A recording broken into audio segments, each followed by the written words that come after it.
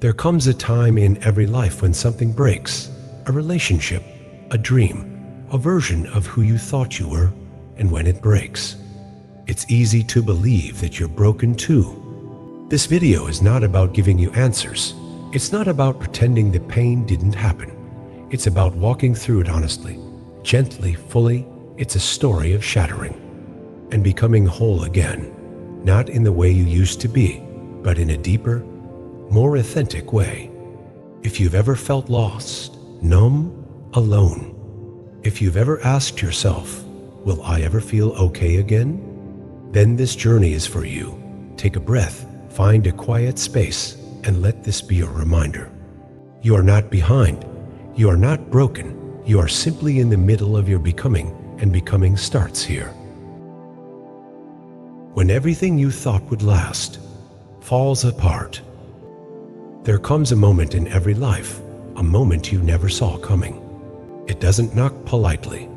It doesn't send a warning. It just arrives, like an earthquake beneath your soul. For me, that moment came quietly in a conversation that should have been ordinary, but wasn't. It came in a single sentence that unraveled years of certainty. It came in silence after an unexpected goodbye. In the empty room I came home to. In the mirror that suddenly reflected someone I didn't recognize. It didn't happen all at once, but the impact was immediate. 1 minute, I was living a life that made sense, not perfect, but stable, and the next, it all felt like a dream someone else had lived for me. That's the thing about shattering. It doesn't always look like chaos from the outside. Sometimes it looks like brushing your teeth on autopilot, like showing up to work and pretending you're okay, like smiling at people even as your chest tightens for no clear reason. It's quiet, it's subtle, and it changes everything. I had built my life on things I thought would never leave, people I believed would always stay, dreams I never imagined I'd outgrow. And when those foundations cracked, when the person I loved walked away, when the path I was on suddenly closed off, it felt like my whole identity shattered with it. Who was I without that relationship? Without that career? Without the version of me that only made sense inside that world? I didn't know, and that terrified me more than the pain itself, because no one teaches us how to fall apart. We're taught how to achieve, how to build, how to succeed, but no one tells us what to do when the ground disappears beneath our feet, when we look around and don't recognize the life we're living, when we feel like a stranger inside our own story. So, like many others before me, I did what I thought I had to do. I tried to hold the pieces together. I smiled more. I distracted myself. I told people I was fine, but inside, I was crumbling. And maybe you know what that feels like. Maybe you're there now, smiling through pain, holding yourself together with invisible thread, telling yourself you'll be okay, even when you're not sure if you believe it. Here's what I wish someone had told me back then. It's okay to fall apart. It doesn't make you weak. It doesn't mean you've failed. It means you're human. It means something mattered to you. It means you've reached a point where pretending isn't sustainable anymore, and as painful as it is, the shattering is sacred, because only when the old breaks can the new begin. What broke you was not the end. It was the beginning of becoming someone deeper, someone more aligned, someone more you. But you don't see that in the beginning. All you see is the loss. All you feel is the ache, the grief, the quiet panic that whispers, will I ever feel okay again? And I promise you, even if it doesn't feel true right now, you will.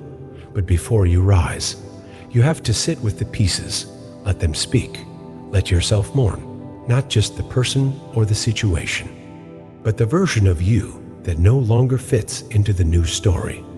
This chapter is not about fixing. It's not about finding silver linings.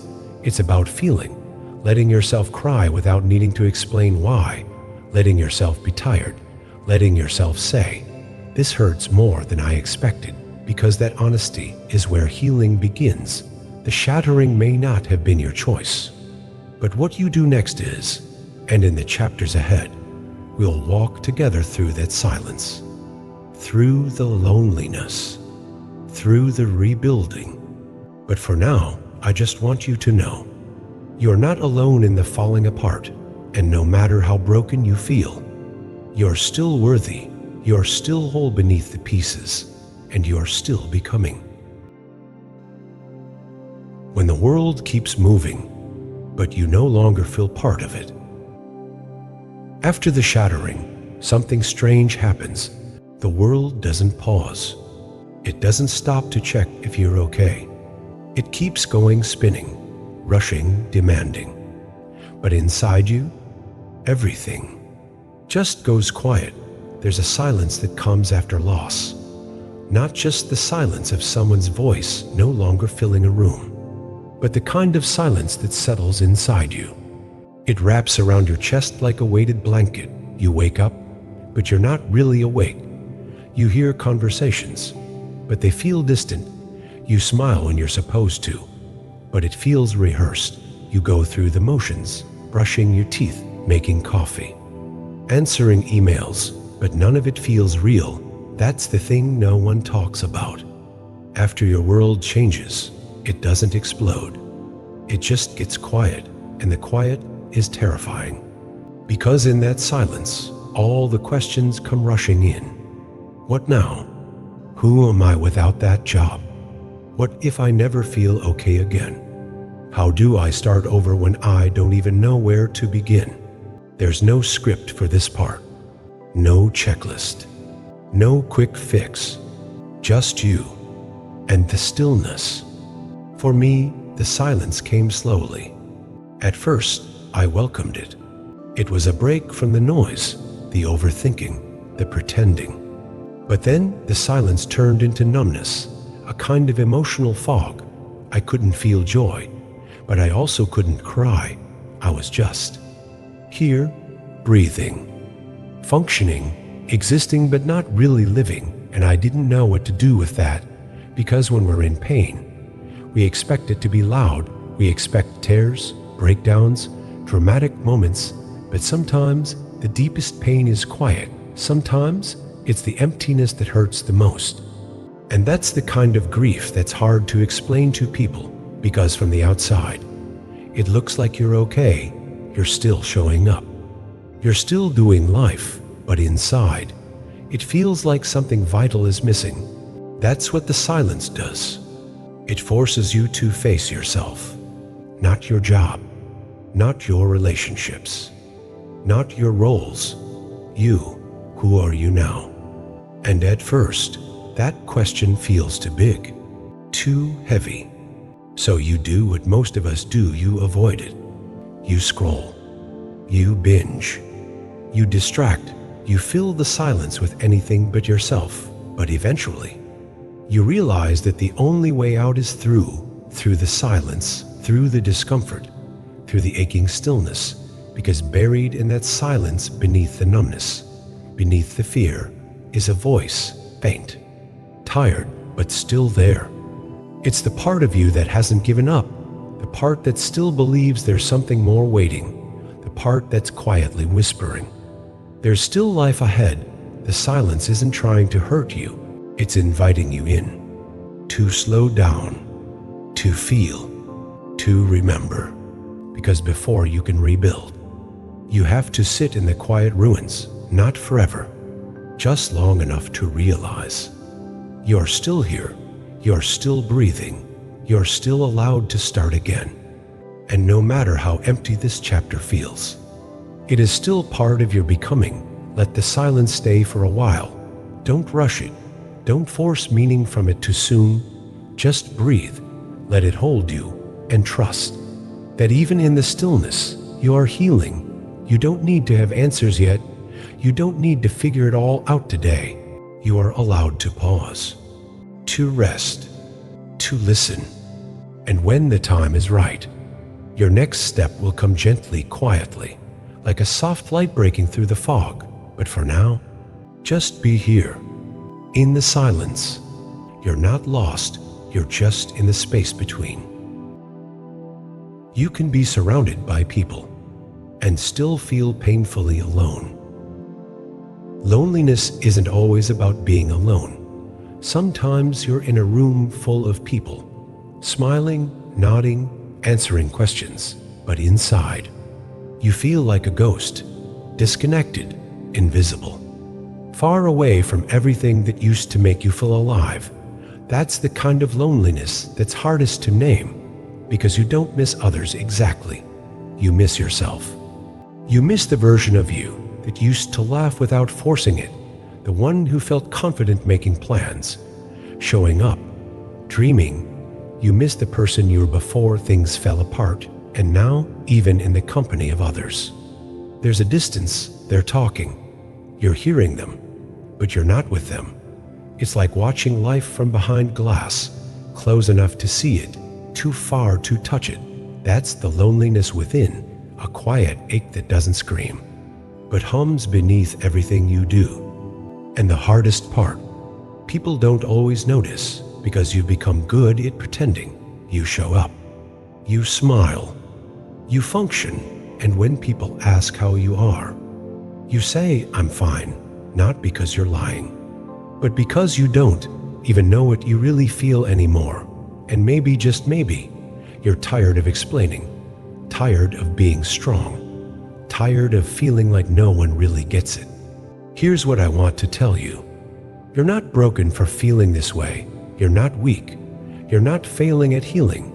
This kind of loneliness, the one that lives inside you, is part of the journey back to yourself. Because after loss, trauma, heartbreak, you don't just grieve the person or thing you lost. You grieve the version of you that existed when everything felt okay.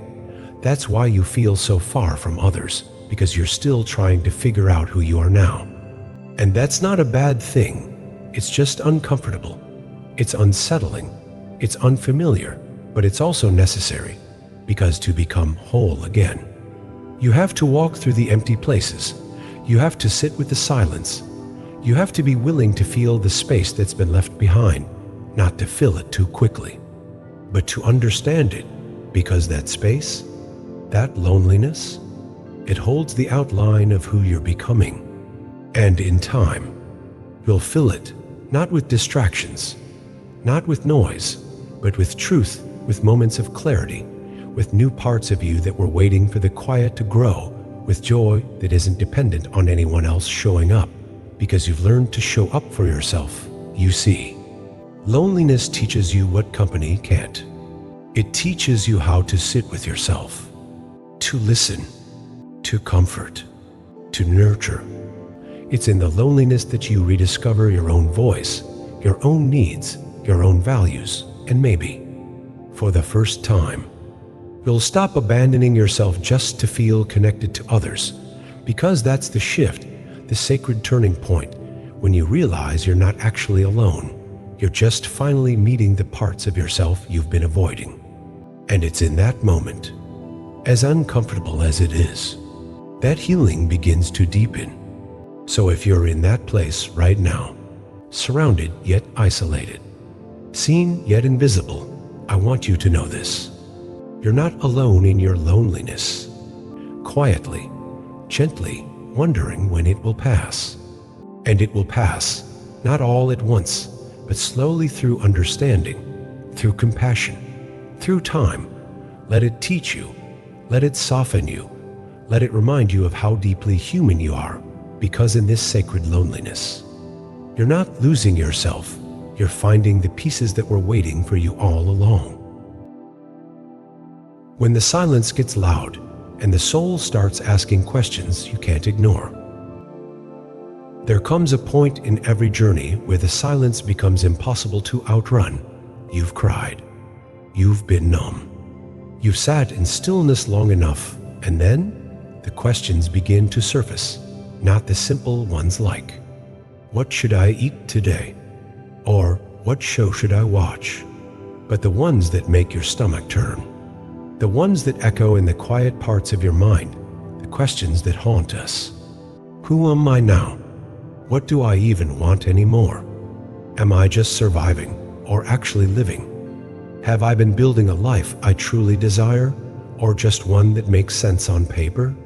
They come uninvited, sometimes in the middle of the night, sometimes while you're staring at the ceiling, sometimes while brushing your teeth or watching the rain slide down your window, but they always come eventually. And the hardest part isn't asking them, it's realizing you don't have the answers anymore, because the answers you used to have, the ones you built your life on, they belong to an older version of you, the one who built a future around someone else's love, the one who based their worth on achievements, titles, likes, and praise, the one who didn't know how much of themselves they were giving away, just to feel safe. Now that version has crumbled, and in the rubble, you're left with questions and silence and fear, because most of us were never taught how to sit in uncertainty. We were taught to choose a path, stick to it, push through, perform. But no one told us that there would be seasons where nothing made sense, where the map disappears, and all you're left with is your breath and your heartbeat. And the truth is, it's terrifying to admit you don't know who you are anymore, to say out loud that the things you used to chase no longer feel meaningful, to realize you've spent years trying to become someone you don't even feel connected to. But here's what I've learned. The questions that haunt us are the same ones that can lead us home. They're not there to torment you. They're not trying to break you down. They're there because something deep inside you is waking up, something raw, something real, something that doesn't want to keep performing anymore. When you finally stop running from the questions and start listening to them, really listening, you begin to hear your truth, quietly whispering beneath the noise. Sometimes it says, I don't want this life I've been trying so hard to keep. Or, I'm tired of pretending I'm okay with the way things are. Or maybe, I have no idea what's next, but I know I can't stay here. These are not signs of weakness. They are signs of awakening, because before we can build something new, we must first admit that the old was not working, that we were surviving, not thriving, that we were shrinking to fit, instead of expanding into who we truly are. It takes unbelievable courage to admit you don't know who you are anymore, but it's the first step toward remembering, and yes, it will be messy. There will be days when you feel lost, days when nothing clicks, when you feel like you're floating between versions of yourself, with no ground beneath you. But don't rush through it. Don't fill the void too quickly with busy work, new goals, or distractions. Let the questions stay a little while. Let them guide you inward. Ask them with curiosity, not judgment.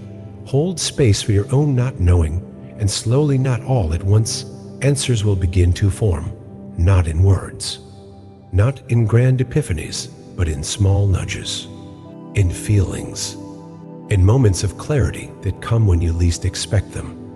And they'll sound like, this matters to me, this no longer fits, this is who I want to become. This chapter is not about fixing, it's not even about deciding, it's about becoming aware of what's true for you now, not what was true then. Let the questions come, let them change you, because sometimes the questions that haunt you are the very ones that set you free. Healing doesn't come in thunder. It comes in whispers. Not every beginning feels like one. Some feel like standing in the kitchen, finally making yourself a real meal after days of eating cereal straight from the box. Some feel like getting out of bed without hitting snooze 6 times. Some beginnings feel like choosing to take a shower, not because you have to, but because you want to feel clean again. They're small, unremarkable, easy to overlook, but they matter. Because healing never starts with grand declarations. A tea doesn't knock on your door and say, hey, just so you know, today is the first day of the rest of your life. No, healing is quiet. It sneaks in through tiny cracks you didn't know were there. It whispers, what if you just try today? And for me, that whisper came on a day that felt like all the others. Gray sky, quiet house, numb thoughts, but something inside me shifted, just a little. I didn't suddenly feel inspired. I didn't suddenly feel strong, but I did feel tired of feeling empty, and that was enough. I didn't make a 5-step plan. I didn't post a quote about transformation. I just made a different choice, a small one. I got dressed, even though I wasn't going anywhere. I opened a window. I stepped outside barefoot and felt the earth beneath me. It was the first time in weeks I felt connected to something. That's the thing about healing, it rarely announces itself. It doesn't look like the movies. It looks like ordinary moments, slowly infused with intention. You water one plant, you reply to one message, you play your favorite song again, and this time, it doesn't make you cry. You catch yourself smiling for no reason. You laugh at something stupid. You feel the sun on your face, and you don't look away. And you think, maybe I'm not broken. Maybe I'm just beginning. Small beginnings often go unnoticed by the world, but they're everything to the one living them. Because when you're coming back from heartbreak, from burnout, from grief, from deep soul loss, every little step is a triumph, and yet it's easy to dismiss them, to feel like it's just a small thing. It doesn't count, but it does count. It all counts. The breath you didn't force, the glass of water you drank with care, the book you opened again, the walk you took, even if it was just down the street.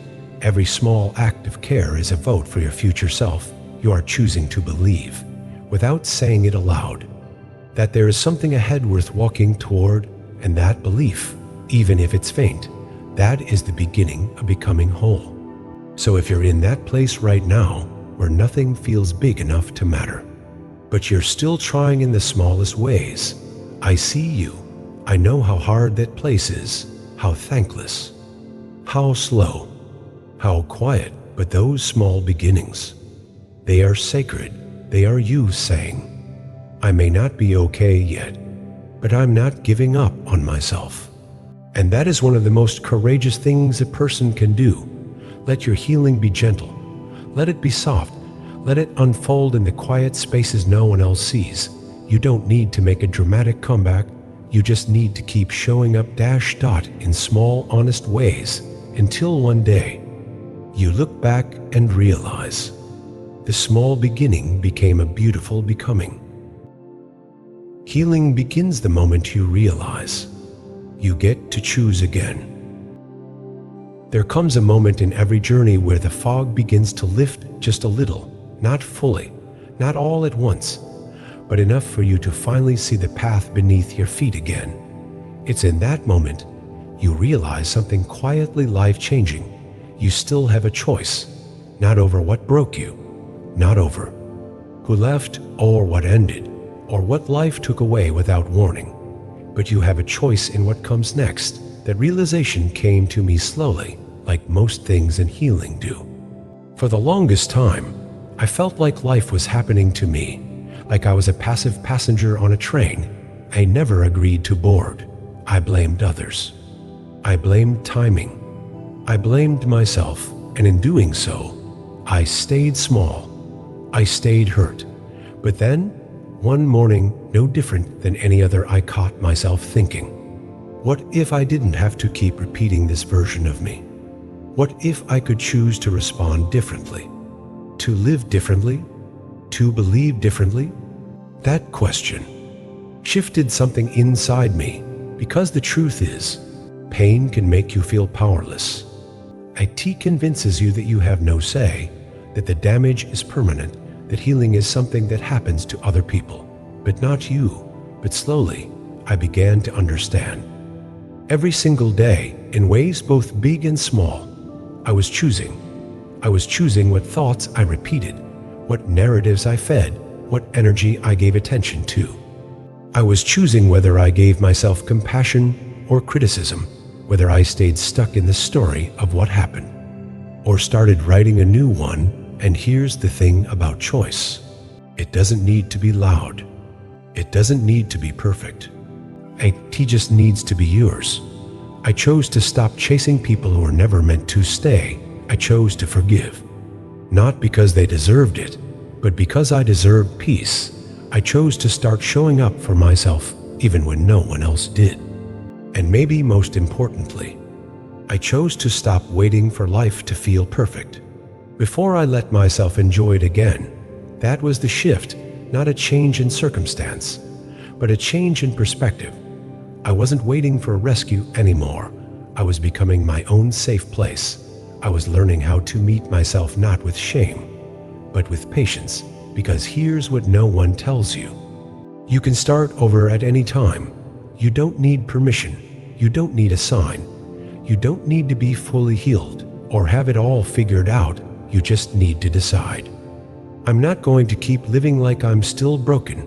The decision, quiet, private, deeply personal, is a revolution. It's when you go from surviving the past to co-creating the future. It's when you stop asking, why did this happen to me? And start asking, what do I want to build from here? And no, the path forward won't be easy, but it will be yours, and that makes all the difference. So if you're in that space right now, the space between endings and beginnings, let me remind you, you still get to choose. You get to choose how you speak to yourself. You get to choose what you chase and what you release.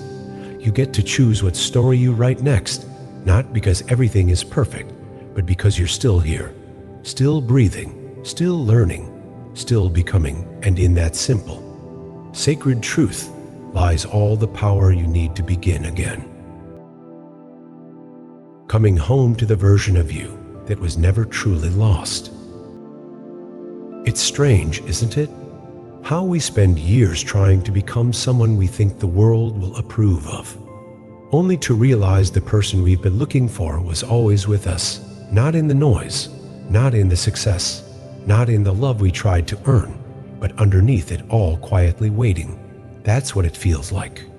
The moment you start returning to yourself. It doesn't happen in an instant. It's not a sudden awakening. It's more like remembering, a subtle recognition in the mirror, a familiar feeling when you laugh, and it's not forced, a moment of stillness that feels more like peace than emptiness. You begin to notice little things.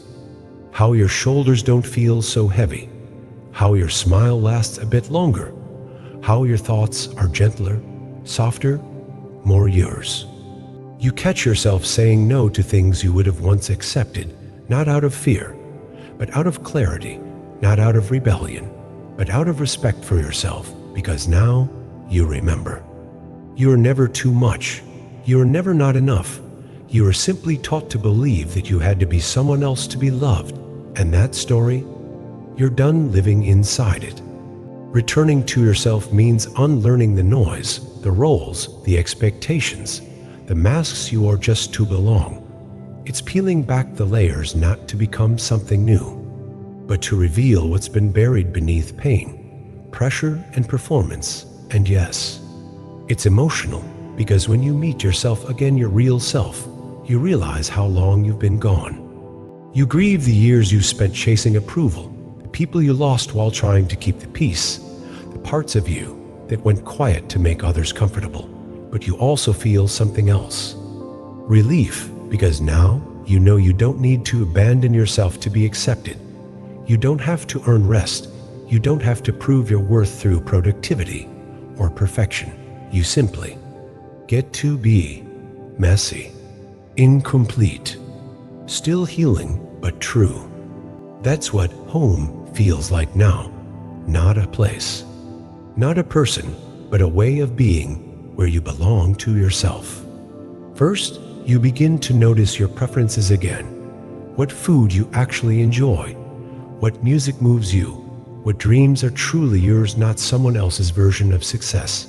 You take yourself out for coffee and don't feel awkward sitting alone. You go for walks without your phone. You speak up more. You stay silent when you want to, not out of fear, but out of peace. And you start to protect this version of yourself fiercely, tenderly, because you've worked hard to meet them again, and now that you're here, you're not letting them go. This is what returning to yourself looks like. Trusting your intuition again. Creating from the heart. laughing in your own rhythm, saying, "This is who I am," without apology. And no, you're not fully there yet, but you're closer than you've ever been, because now your healing is no longer just about survival. It's about authenticity, alignment, joy. The kind of joy that bubbles up, not because everything is perfect, but because you are finally at peace with who you are. And in that space, that sacred reconnection, you begin to rebuild a life that feels like yours again. No more pretending. No more shrinking. No more abandoning yourself to be loved. You are home now, home in your body, home in your mind, home in your heart. And yes, the journey ahead still has miles to go, but now you're walking it as you, and that makes all the difference. You will rise, and you will fall, and that is still progress. One of the greatest lies we've been taught is this: that healing is a straight line, that once you wake up, once you do the work, once you choose peace, everything suddenly aligns, that the tears stop, the anxiety disappears, the bad days never return. But here's the truth I had to learn the hard way. Healing is not linear. It's not a steady climb. It's not a neat sequence of steps. It's not a staircase you ascend with perfect balance. It's more like a spiral, a wave, a dance. Some days, you'll feel light again, so full of hope, energy, laughter. You'll think, yes, I've made it. I'm finally past all of it. And then out of nowhere you'll fall. You'll wake up and the weight is back. The grief sneaks in. The anger you thought you released comes knocking. The tears return. And it's easy, so easy to think you've failed. To panic. To wonder if all your work meant nothing. To spiral into shame. Why am I still feeling like this? I thought I was over it. But listen to me. You're not back at the beginning. You're just revisiting a layer, a deeper one that needed you to be stronger, softer, more ready before it could be touched. Healing doesn't move in straight lines. It moves in cycles. And each time you circle back to a familiar pain, you meet it differently, this time with more awareness, more compassion, more tools, more space. That's progress. Not that the pain is gone, but that you are no longer drowning in it. Not that the sadness never shows up, but that it no longer defines you. And some days, the work won't look like meditating or journaling or reading another self-help book. Some days, the work is just getting out of bed, brushing your teeth, taking a walk, breathing through the urge to give up, and all of that counts, because healing isn't measured in perfect days. It's measured in how you show up on the hard ones. I used to think I was failing every time I cried again, every time the loneliness crept back in, every time I questioned everything I thought I knew. But now I see it differently. I see the return of pain as an invitation, not to fall apart, but to go deeper, to learn something new about myself, to offer myself even more gentleness than I did last time. Because sometimes you're not regressing, you're revisiting, you're reinforcing, you're building a stronger foundation beneath the cracks, and that matters. So if today feels like a step backward, if you're tired, frustrated, overwhelmed, please know, this is part of it. You're not doing it wrong. This is healing, messy, non-linear, raw, but real. And real healing isn't about never breaking again. It's about learning how to hold yourself when you do. So give yourself grace, not just when you're rising, but especially when you're falling, because the fall is sacred too. It brings you closer to your truth. It softens the armor. IT teaches you to be kind to the parts of you that still hurt. You're not failing, you're feeling, and that's what healing asks of you most. Let the journey be non-linear. Let the path wind and twist and circle. Trust that even the detours are part of becoming whole. You don't need to be rescued. you need to remember your power.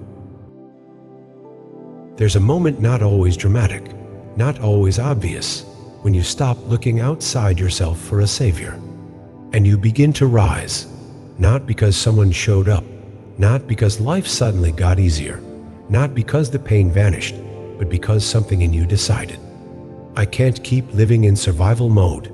I'm ready to live with purpose, even if I don't have it all figured out yet. That's what rising looks like. Not perfection, not control, not pretending everything's fine, but waking up one day, breathing deep and saying, I'm still here. I made it this far. I'm not done yet. The rise from within doesn't come from external validation. It doesn't come from people finally understanding you. It doesn't come from proving yourself. It comes quietly. From the stillness you once feared, from the nights you cried alone, but didn't give up, from the gentle voice that said, one more day. Just one more, because healing doesn't just restore. It builds. And what it builds most is inner strength, the kind of strength that doesn't need an audience, that isn't loud, that isn't desperate to be seen. The kind of strength that says, I can be misunderstood and still be at peace. I can walk away from what's familiar because I've outgrown it. I can carry myself with dignity. Even when my world is still rebuilding, that strength, your strength, was never lost. It was buried, under fear, under shame, under stories that were never yours to carry. But now, you're digging it up, uncovering it, learning to trust it again. And slowly, your life begins to shift. You stop waiting for someone to tell you it's okay to change. You stop asking for permission to choose joy. You stop apologizing for needing boundaries, rest, truth. You begin to walk differently, not because the weight is gone, but because you're carrying it with intention. You know where your wounds are. You're not ashamed of them anymore. They're not your weakness. They're your wisdom. And you stop needing to be rescued because you become the one who knows how to hold yourself. That's the real rise, not the highlight reel, not the applause, but the quiet revolution that happens when you realize, I'm the home I've been seeking. I'm the love I've been waiting for. I'm not broken. I am becoming. This isn't about being invincible. It's about being unshakable, because your peace no longer depends on the world behaving the way you want it to. It's about walking into uncertainty with trust, walking into pain with compassion, walking into your future with clarity, because now you know. You can hold joy and grief at the same time. You can move forward without having all the answers. You can rise not once, but as many times as it takes. The rise from within is not a destination. It's a practice, a remembering, a choice you make again and again to keep. Showing up for yourself. You may still have moments of doubt, moments of fear, moments of tiredness. But now you also have resilience. You have awareness. You have self-respect. And from here, everything changes because you're no longer trying to become someone else. You're rising as yourself. And that, my friend, is the most powerful thing you'll ever do. You didn't come this far to go back. You came to become. You don't go back after healing. You don't return to who you were. You don't fit neatly into old places. You don't shrink back into the version of you that once made everyone else comfortable. And that's the point, because healing doesn't restore what was. It reveals what's been waiting underneath. It strips away the noise, the pretending, the pleasing, the proving.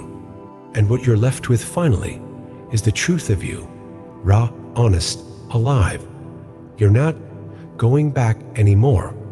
You're becoming someone who chooses peace over performance, who values rest as much as ambition, who honors their limits and no longer apologizes for them, who knows that softness is not weakness, and strength does not require silence.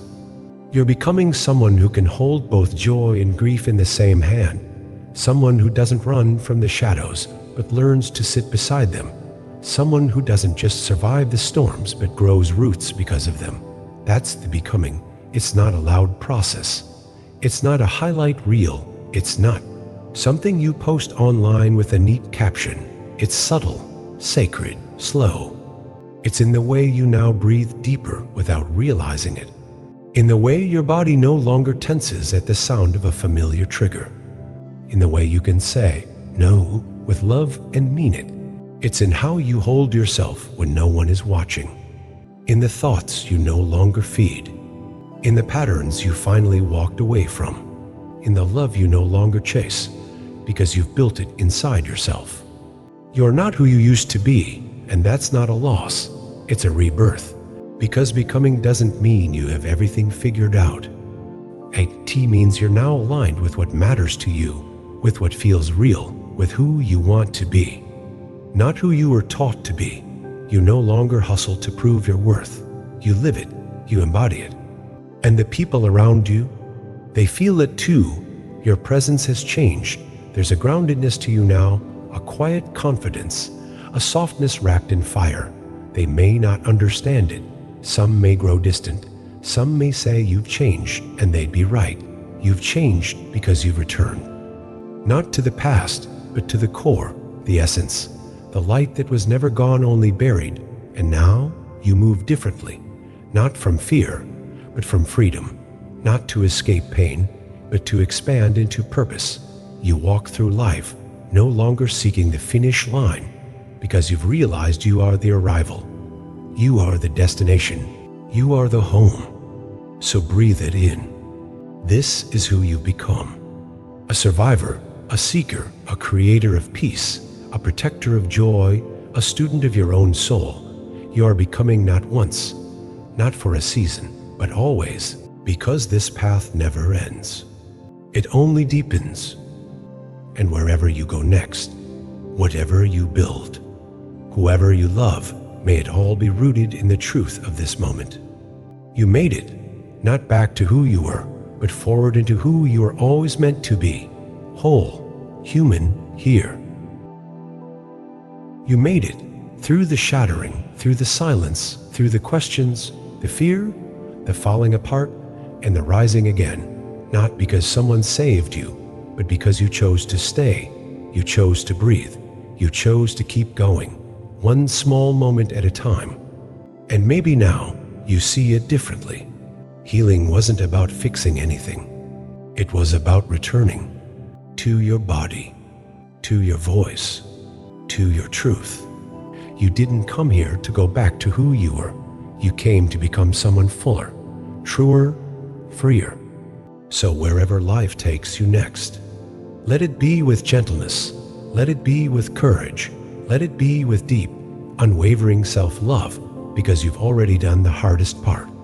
You came home-to yourself, and from here, everything is possible.